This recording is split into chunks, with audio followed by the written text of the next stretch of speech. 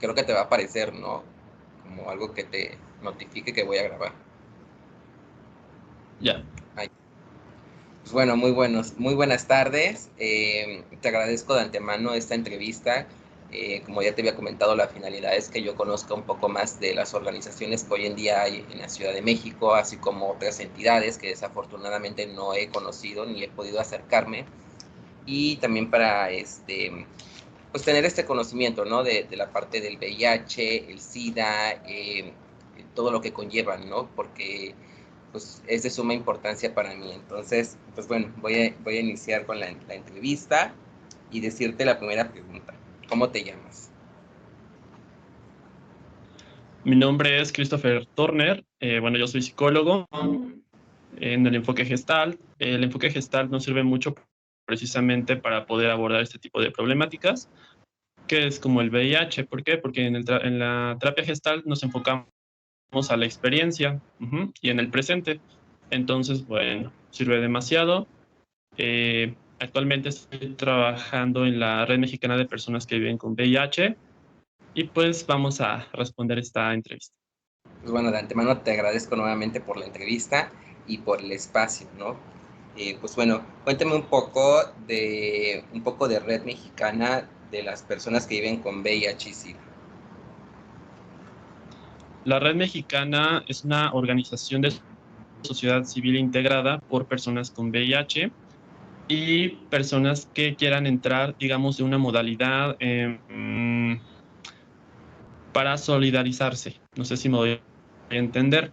Entonces, estaría constituida por el personal, que sería precisamente las personas con el padecimiento o que tienen el virus, y personas que ayudan de alguna forma, ya sea económicamente, ¿no? A lo mejor en un trabajo, este, como propiamente ayudar en las instalaciones, como voluntariado, podría ser. La red mexicana como tal nace en 1995, pero hasta 1999 es cuando ya se da esta parte, se consolida como una asociación civil, ¿no? Precisamente que lucha por los derechos del VIH. Ok, entonces es una organización civil. Eh, ¿Qué tipo de personas acuden ahí? Pues mira, puede acudir cualquier persona que eh, quiera tratar este padecimiento, tenga dudas también de si lo tiene o no lo tiene, o simplemente, por ejemplo, en mi caso, pues acudir a la sesión psicológica, ¿no? Porque se da el servicio. También pueden acudir a servicio médico, aunque no tengan el virus, sino que también funciona o funge de una atención pues generalizada, pero sí con un énfasis en el personal o personas con el virus. Ok, por decir, la organización Red Mexicana, ¿cómo contribuye a la sociedad? O sea, ¿cómo interviene? ¿Realiza algún tipo de talleres, algún tipo de propaganda, algún tipo de difusión? Bueno, contribuye desde la parte de poder informar o difundir esta información precisamente importante, ¿no? Entonces se dan talleres, se dan pláticas, a lo mejor en otras organizaciones, por ejemplo en la Clínica Condesa, ¿no? Que es donde es como la mayor concentración de personas que viven con VIH. Entonces se encargan precisamente de dar esta difusión. También puede ser en lugares, sí, sitios donde a lo mejor no es muy fácil que llegue, a lo mejor no es un enfoque médico o de salud mental, pero también puede hacer presentaciones o, bueno, talleres, no sé, en algún lugar donde lo requieran, ¿no? Ok. Eh, y bueno, contéstame algo que creo que es eje, ¿no? ¿Qué es el VIH? El VIH como tal es el proceso de infección que tienen las personas. Aquí debemos hacer la diferencia importante. VIH y SIDA no es lo mismo. Sin embargo, debido a la desinformación en la que vivimos, pues la gente piensa que es lo mismo, ¿no? Y también entra la parte de discriminación porque se van a la parte de que, bueno, SIDA está moribundo, me va a infectar, ¿no? Es una mala persona. Entonces tendríamos que quitar primeramente estos prejuicios, pero volviendo a la parte de qué es el VIH, es el proceso de infección. es el previo, la antesala al SIDA. Es como, por ejemplo, para ejemplificar, podría ser como si fuera síntomas, ¿no? A lo mejor, si te va a dar neumonía, a lo mejor el VIH podría ser como esa gripa, ¿no? Podría ser como esa tos. Ajá, son como síntomas que de alguna forma te presentan que hay algo, pero aún no está consolidado. El VIH también es el proceso de infección que va destruyendo las células CD4. ¿Cuáles son las células? Células CD4 son las de defensa. Son importantes precisamente para poder proteger a la persona de cualquier enfermedad oportunista. Enfermedades oportunistas pues pueden ser muy consiguientes como el cáncer de Kaposi, que son manchas a lo largo del cuerpo, de cierta tonalidad rojiza. Puede ser también neumonía, como lo mencionaba, diarreas, gastroenteritis, ¿no? ¿Por qué? Porque evidentemente el cuerpo está debilitado, pues porque no tiene cómo defenderse. Entonces, en sí, el VIH no es como que digas, esto me mata, ¿no? O sea, ya me dio, me va a matar. Te va debilitando. Ajá. Pero evidentemente, más adelante vamos a hablar acerca de los medicamentos, Ok. qué es lo que frena eso. Y la parte del SIDA, pues es cuando ya avanzó, ¿no? Ya destruyó las células de defensa. Hay un número estimado para esto. Se supone que una persona sana tendría entre 500 o más células 4, ¿no? CD4, células CD4. Y una persona con SIDA ya tiene menos de 200. Entonces, esos son indicativos precisamente que le sirven mucho a los médicos tratantes para poder mandar ya el tratamiento. Ojo también aquí, si una persona se infecta con VIH o se acaba de infectar con VIH, no significa que ya se le tenga que mandar medicamento. Ujú. Eh, Puede tener a lo mejor 700, 800 células CD4, ¿no?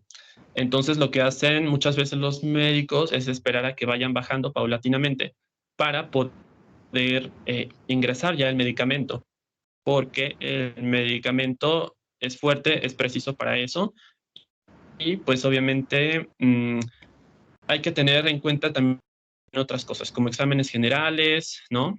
Para poder seguir checando a la persona y obviamente un acompañamiento terapéutico para saber cómo influye este medicamento y cómo influye también la parte social. Ok, entonces el VIH y el SIDA son dos conceptos totalmente diferentes. El VIH es la enfermedad adquirida, ¿no? A través de estos medios como acto sexual, utilización de cortantes, ¿no? Que se comparta esta parte, o como ya lo mencionabas, ¿no? Previo a la entrevista, esta parte del embarazo, esta parte de la gestación. Claro, el VIH, como te digo, sería el proceso de infección, es cuando se está multiplicando como tal las células, el virus, que sería la carga viral. Hay dos exámenes que se hacen precisamente con pacientes con VIH. Uno es contar ya la carga viral y pues llega a nivel alto mientras los CD4 se están bajando, ¿no? Es proporcional. Em, Ahora, sí tiene que ver mucho, este estudio hay que ponerle mucha atención para saber, porque el VIH no avanza como tal de igual forma en todos. Cada persona tiene sus defensas, tiene un organismo que lo protege. Incluso podríamos hablar de ciertos casos donde existen controladores élite. Que son controladores élite? Son aquellas personas que tienen el virus, pero que no lo desarrollan. Ajá, porque su cuerpo tiene ciertas capacidades para contenerlo, entonces no requiere un medicamento. También hay personas que tienen el virus y lo desarrollan en 10 años, 15 años, 20 años, ¿no? Precisamente porque tienen esta capacidad. Y también hay situaciones donde vemos a pacientes que lo desarrollan en un año. Entonces sí depende mucho del cuerpo, del organismo, del virus, si hay reinfección, si hay también pues todo un proceso, ¿no? Si debilitas tú incluso tus defensas, que podría ser, no sé, no duermes bien, no comes bien, te vas todos los fines de antro, no tomas más, lo que sea, tienes mucho estrés. Entonces, eso también contribuye a que el virus pues llega a niveles más altos y los CD4 se bajan más fácil. Ok, entonces los síntomas dependen de la calidad del individuo, ¿no? O sea, esta parte de la alimentación, de la condición física, porque como lo acabas de mencionar, o sea, no es lo mismo una persona que tenga síntomas al mes que otras personas al año, ¿no? Entonces, para detectar eso sí se recomienda, ¿no? Esta parte de la consulta médica y de los estudios correspondientes. Entonces, derivado a la siguiente pregunta, entonces, ¿qué es el SIDA? ¿Cómo se manifiesta? ¿Por qué se da? El SIDA, bueno, como sabemos, es la etapa final de este padecimiento, ya es considerado un síndrome. ¿Qué quiere decir? Que ya la enfermedad está adquirida. Entonces ya no es un proceso de infección donde está replicándose, donde hay síntomas, ya es la enfermedad como tal. En el SIDA, pues, ¿qué significa? Es una destrucción de todas las células CD4. Esto quiere decir que evidentemente el paciente va a estar totalmente débil, muy vulnerable ante las enfermedades oportunistas. Si bien, por ejemplo, de niños es posible que nos dé varicela, ¿no? Porque es parte a lo mejor del proceso. Pues nos levantamos, pasamos todo eso. Cuando hay SIDA, esta varicela te puede matar. Ujú. Una tos se puede complicar, llegar a neumonía. Entonces, hay que cuidar mucho esta parte. Cualquier cosa te podría matar. Sin embargo, aquí hay que hablar también de que existe un medicamento antirretroviral que es el que precisamente frena este avance, ¿no? Esta destrucción, y entonces le da oportunidad a tu sistema inmune de recuperarse. Y es ahí cuando, fíjate, de SIDA puedes volver a VIH y de VIH puedes volver a indetectable. ¿Qué significa? De estar muy mal, pasas a estar con síntomas, a no tener nada. Entonces, son avances de la ciencia. Creo que es una pregunta extra que te voy a hacer, esta parte de no indetectable. ¿A qué se refiere esto? ¿Que ya no tiene el virus? ¿Que puede transmitirlo a través de, no sé, una cortadura y que se haga transfusión de sangre en sangre? O sea, ¿me podrás detallar esta parte? El nivel de indetectabilidad como tal se alcanza mediante los medicamentos y es estar con menos de 80 copias, que quiere decir que no se pueden detectar mediante una prueba. No sales negativo, ojo con eso, si te haces una prueba de VIH, no sales negativo porque sigues teniendo el virus, pero no lo puedes transmitir. Y esta es una gran importancia porque gracias a ser indetectable puedes tener relaciones sin protección, puedes tener hijos, es decir, en el caso de los hombres, el semen se puede limpiar para hacer este proceso de procreación, y en el caso de las mujeres también se le da medicamento precisamente para evitar que se transmita el virus a el hijo. Y también es importante hablar de que, bueno, la leche materna también puede transmitir el virus. Entonces, es muy importante para los médicos alcanzar el nivel de indetectable, porque es como, ok, lo tienes, pero estás bien. Ujú. Ya no hay nada de qué preocuparnos, nada más es un chequeo constante para ver que el medicamento siga sirviendo y que ya no haya aumento de carga viral. Okay, entonces entiendo esta parte de los avances científicos, ¿no? Creo que me parece muy destacable dentro de esta condición del VIH.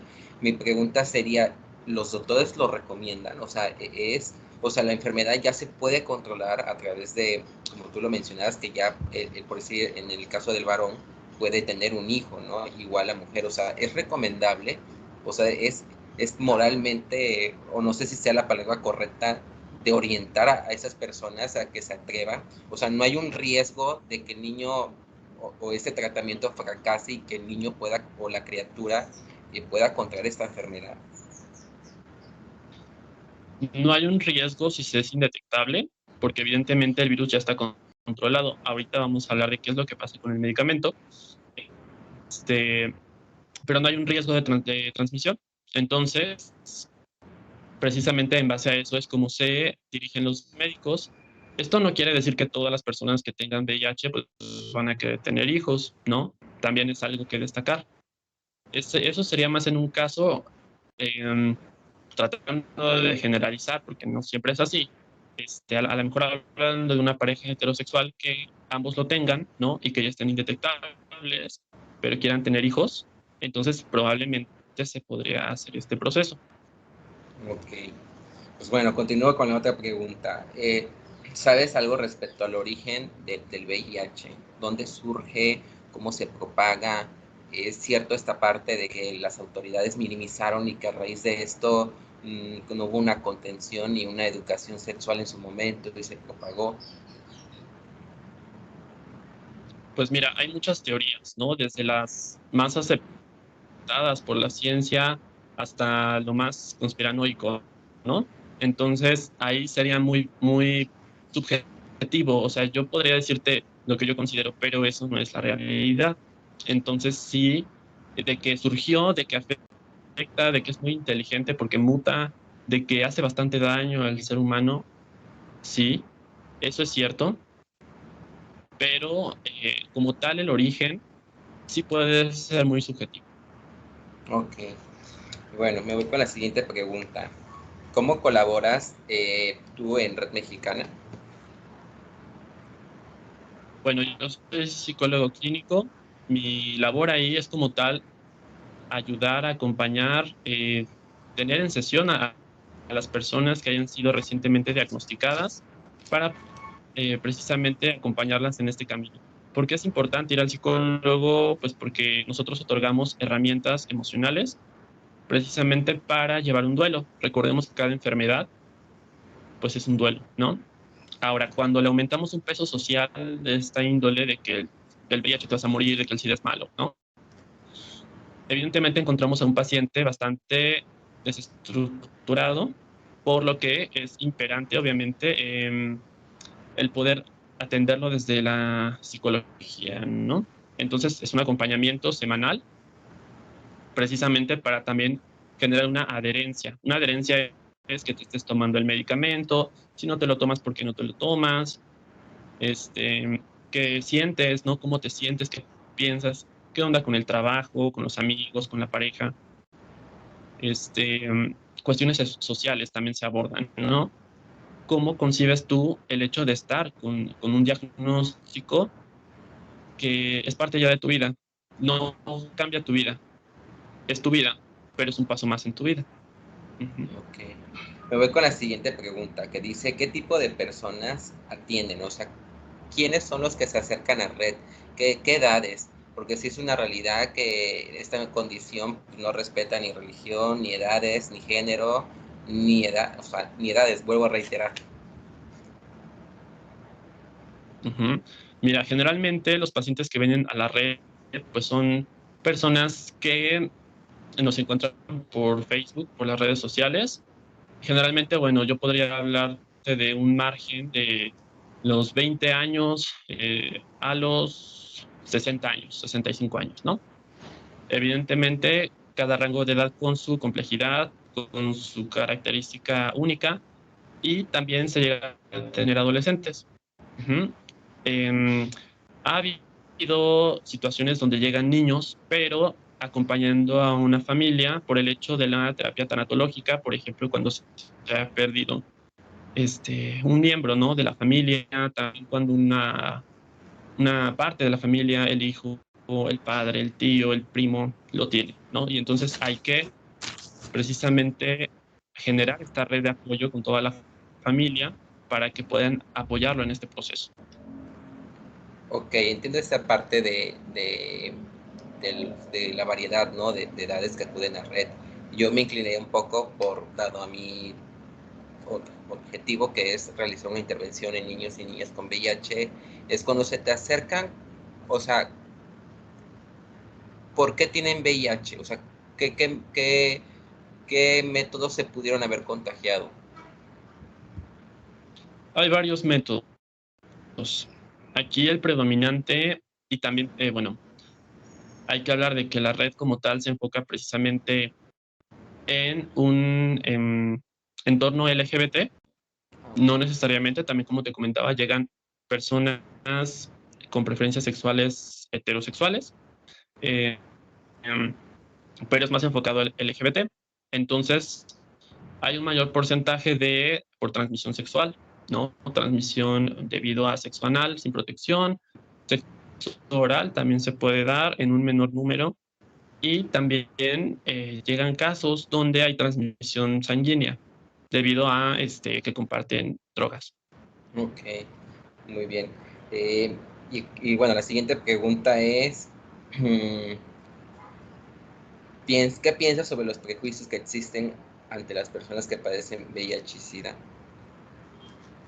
Pues bueno, es la parte más complicada y pesada, que es precisamente por la que estamos los psicólogos apoyando a pacientes con VIH para quitar estos estigmas, ¿no? Y quitar este peso social. Porque lo único que crea es una culpa, no hay una responsabilidad, hay una diferencia entre haber una culpa y una responsabilidad. La culpa te la crean, es creada por la sociedad. La responsabilidad es algo que tienes tú por lo que has hecho, que no necesariamente significa que sea malo. Entonces, eh, eh, es muy importante tratar esta parte que también me gustaría hablar de una discriminación, ¿no? Que afecta, pues, principalmente la autoestima, la seguridad, genera mucha ansiedad también en algunos pacientes, el hecho de constantemente ser señalado, ¿no? Como el que tiene, pues, lo innombrable. Ok. Hoy en día existen estadísticas que nos indique la población con VIH y quiénes son esas instituciones que se encargan de tener como el censo, ¿no? Sí, serían más específicos esos datos, porque obviamente cada año va creciendo el número, entonces sí es actualizarlo. Lo que sí se puede decir es que, por ejemplo, en Latinoamérica, Brasil es uno de los países que tiene más contagios de VIH. En el ranking también se encuentra México. Eh, Este, bueno, son cuestiones que se tienen que checar y actualizar. Ok, muy bien. Eh, ¿Cuál crees tú que sea la acción pertinente para evitar miedos, estigmas, discriminación ante una persona con VIH?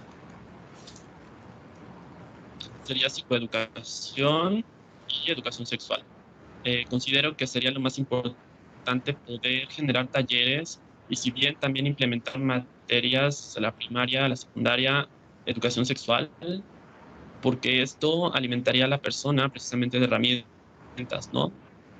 Aquí la situación, hablando desde la sexología, no es decir, no lo hagas. La situación es preparar al adolescente, en dado caso de que decida hacerlo con las herramientas que haya a la mano, ¿no? Para que precisamente no pase esto. Entonces, es dotar a la persona de información mediante talleres, difusión, entrevistas, por ejemplo, como esta. Ujú. Y bueno, abrirse. Ok.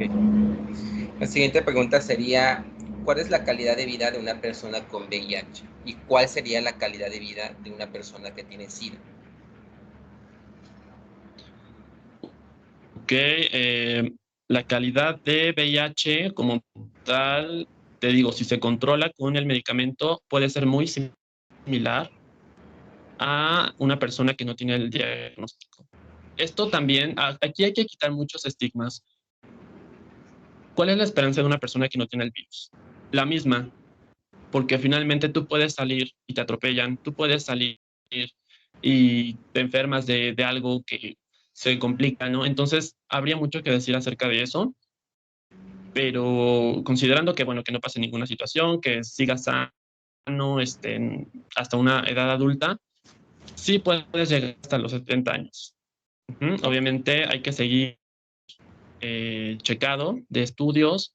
También hay que ver qué medicamento estás tomando. También hay que considerar a personas que se contagiaron desde los 80s, desde los 90s. Entonces ellos ya traen ciertos efectos de los primeros medicamentos, ¿no? Ciertos daños hepáticos, renales. Entonces, es una evolución. Entonces, las nuevas generaciones que llegan con este padecimiento, pues les están dando medicamentos de primera elección, ¿no? O mejores, por así decirlo.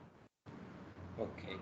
Eh, o sea que prácticamente la vida de una persona que tiene la condición del VIH es igual que la de cualquier persona, ¿no? Simplemente, obviamente con Es las similar. medidas sí, de vida saludable, de ejercicio. Y la condición de una persona ya que tiene el VIH, ¿realmente es desagradable? ¿Es Ujú. ya decadente? No, esto es falso. Tiene que ver mucho con estos prejuicios. Cuando sale el virus, en la segunda mitad de los 80, se empezó a hacer como este auge, ¿no? De que lucían muy delgados, demacrados, ya se iban a morir, cosas así. Entonces, las personas de esa época recuerdan a em, las personas con VIH con esas características y entonces generalizan que una persona que lo tiene, pues tiene que lucir así, cuando la realidad es que no. La realidad es que el VIH no te genera una apariencia específica. O sea, sí hay varias situaciones, como por ejemplo cuando ya hay un proceso de SIDA, pues la piel a lo mejor ya se está viendo diferente, ¿no? A lo mejor baja de peso, pero aquí también cabe recalcar que la depresión es un factor que importa porque no comes por lo que tienes, entonces te dejas caer. Y pues bueno, se genera este físico, pero no significa que porque tengas VIH te veas mal. Puedes ir al gimnasio, una dieta saludable, te puedes ver musculoso, te puedes ver fitness, ¿no? Y no se nota como tal. Porque crees que también sigue contagiándose, porque no lo sabes, no sabes que esa persona lo tiene. Entonces también es una situación que hay que aclarar. O sea que se puede vivir con SIDA igual que el virus del VIH. O sea, la esperanza de vida es igual. No, con el VIH puedes vivir, como te decía, estos años, esta esperanza de vida. Con el SIDA ya estamos hablando de una enfermedad que hay que ponerle especial atención. Hay que dar tratamiento para precisamente no caer en un deceso, ¿no? Entonces, el SIDA como tal no es como que alguien vaya a vivir siempre con SIDA, ¿sí me entiendes? Hay dos situaciones. Del SIDA tienes que pasar a VIH y a ser indetectable, a fuerzas. O, en el peor de los casos, bueno, sucede el deceso. Pero nada más hay estas dos opciones. No puedes quedarte viviendo con SIDA el resto de tu vida, años, ¿no? O sea, es algo que tienes que actuar ya. Claro, conforme los tiempos y la tecnología ha avanzado, porque me imagino que Ujú. antes, cuando no había ni los medicamentos, ni esta parte de que pues eran gratis, pues yo creo que sí, ¿no? Creo que podíamos presenciar la decadencia, ¿no? De la misma enfermedad. Entonces me voy con la siguiente pregunta. ¿Qué medicamentos Sí, utilizan las personas que tienen VIH? ¿Cuál es el tratamiento que usan? se llama tratamiento antirretroviral bueno, hay que hablar también de que antes, en los 90, se daba un cóctel de pastillas, ¿no? Que era el famoso que 15 pastillas al día, ¿no? 10 pastillas al día. Y entonces esto era la causa por la que muchos se dejaban morir, porque no querían pasar ese proceso. En la actualidad ya ha evolucionado mucho. Hay un medicamento que tiene tres, una sola pastilla tiene tres medicamentos. Entonces, esta pastilla la mandan generalmente una vez al día. Entonces, sería una pastilla diaria. Dependiendo también el tipo de respuesta que tenga tu cuerpo ante el virus, te van a mandar esa pastilla, generalmente esa que mandan, pero hay casos donde te mandan dos, ujú, o tres, dependiendo de si no viene junta o viene por separado. Entonces, es esa parte, es muy fácil de seguir el tratamiento, es una vez al día, y bueno, este sí no lo puedes suspender, Ok, porque hay riesgo de que, ujú, ok, tengo hay otra riesgo de duda. que el VIH sí. Por decir, el tratamiento tiene efectos secundarios, ¿no? Como cualquier medicamento. ¿Cuáles serían esos efectos que tienen en los adultos? Y si tú conoces esta información de que si es el mismo tratamiento de un menor de edad, de un niño entre 8 a 12 años, es el mismo tratamiento que un adulto. Y los efectos serían variados. Los efectos serían variados dependiendo del cuerpo, del organismo. Acordémonos, hay personas que a lo mejor en su organismo ya tienen ciertas fallas renales, hepáticas, no sé, alguna comorbilidad, ¿no? Entonces, el hecho de agregar medicamento antirretroviral, pues puede empeorar esa situación. Por eso se piden exámenes generales cada 6 meses. Y bueno, respondiendo a tu pregunta de los niños y una persona adulta, se esperaría que sí, porque es el mismo virus. Entonces, la respuesta sería con ese medicamento y evidentemente sería igual un chequeo. Considero yo que al ser niños, la adherencia puede ser fácil, puede ser más fácil precisamente porque no, en muchos casos no puede existir comorbilidades que un adulto ya tiene. Sin embargo, también tenemos niños que, pues bueno, ya pueden tener otros procesos. Ok, la siguiente pregunta sería, ¿es entendible hoy en día que la sociedad tenga miedo, ignorancia sobre las personas que tienen VIH por el simple hecho de que no se habla? O sea, no se entiende esta parte cuando hay un prejuicio, una discriminación o una exclusión. Se entiende que se habla desde la ignorancia, se entiende que se habla desde el miedo, pero no es una justificación para poder atacar a alguien mediante su diagnóstico, para no poder informar. Aquí hay algo muy importante que es, si tú no sabes y atacas, ¿por qué no te preocuparías por informarte, no? Ese es el paso que no dan, porque la información ya está. Ya hay varios años con este padecimiento, entonces ya depende mucho de ti si no quieres informarte. Pero se requiere, por supuesto que se requiere para evitar muchas situaciones, por ejemplo, de suicidio, ¿no? Donde no se adhiere como tal el paciente al diagnóstico precisamente por el miedo del que dirán, de los ataques. ¿Mm? Ok. Cuéntame sobre la privacidad del individuo. ¿Cuál es la importancia? Por decir, está en todo su derecho que una persona Bueno, adulta decida no comunicarlo, o sea, a su entorno. Mira, hay un artículo, el artículo 77, que nos refiere que se tiene que proteger la privacidad y la confidencialidad del sujeto que presente VIH. Esto quiere decir que una persona no puede decir el diagnóstico de otra solo porque se le antoje, ¿no? Tendría que haber una razón legal o una razón, por ejemplo, si tú tienes una pareja que lo tiene y van a tener un encuentro sin protección, sería lo esperado, pero eso ya sería obviamente en intimidad de pareja. Este, em, pero sí, hay una protección de la confidencialidad. Entonces, es ilegal como tal tú decir lo que tiene un paciente con VIH si él no te ha dado ese consentimiento. Ok, muy bien. La siguiente pregunta, perdón, sería, ¿qué derechos puede ejercer el individuo cuando no se respeta su privacidad de datos y confidencialidad? O sea, ¿conoces instancias que tú Pues, puedas orientar a estas personas a dónde acudir? ¿Hay dependencias que los apoyen en esta parte? podría ser derechos humanos. Ujú. Ahorita es lo que se me ocurre. Puedes ir también con las asociaciones, si tienen este apartado también, para poder vincularte a donde debe de ser. Pero sí, hay instancias especializadas en esto, ¿no? Ok, muchísimas gracias. Y bueno, ¿conoces algunas organizaciones especializadas en niñas y niños con VIH?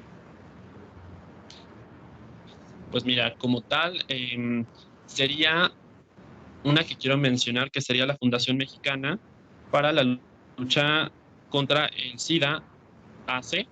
Ellos se enfocan de dar talleres y pláticas en escuelas, entonces sí puede enfocarse un poco más en esta parte infantil, pero sí se puede llegar a encontrar más en cuanto a algo generalizado. ¿Me entiendes? No tanto así como específicamente infantil, sino que aborde todo en conjunto. Y la última pregunta para concluir la entrevista sería, ¿el COVID-19 y sus variantes hace que las personas con VIH sean más vulnerables que las demás enfermedades que uno tiene ya adquiridos? Aquí sucede algo muy interesante. Se supondría que sí, ¿no?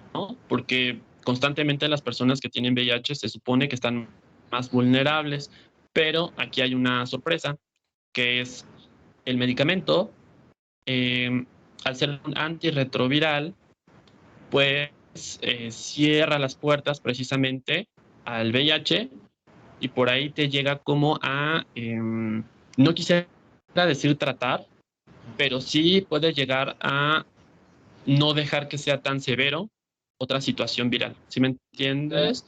Entonces, está como tal ese refuerzo, si tú quieres verlo así, como todos se pueden enfermar, pero si están indetectables, pues no es algo grave. Sería lo mismo que una persona que no tiene el virus, pero también hablaríamos de organismos. Hay personas que pueden ir al gimnasio y pueden presentar muchas dificultades con el COVID.